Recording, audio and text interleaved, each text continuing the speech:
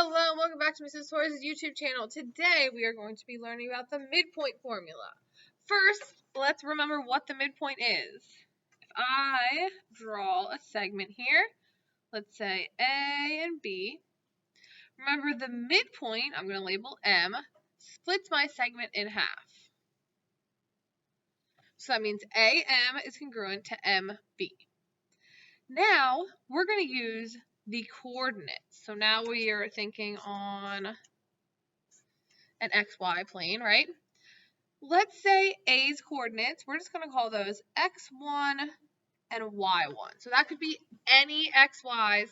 We just are going to use X1 and Y1 to kind of represent that. And then B, we've got X2 and Y2. We're going to use these to write our midpoint formula. So our midpoint formula is M equals. So what we're looking for is the X and Y coordinates of the midpoint. So our formula is going to be in an ordered pair. So what we're going to do is take X1 plus X2, so that's the X value of one endpoint, plus the X value of the other endpoint, and then divide by 2. Sorry, that was the bell. And then for the Y value, we are going to take Y1 plus Y2 and divide that by 2.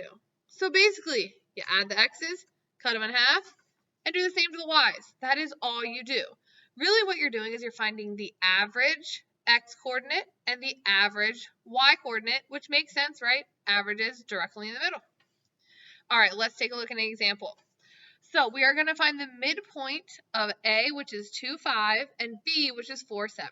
So really, this is my X1, Y1, and this is my X2, Y2. So we've got to take these values, plug them in, do a little math.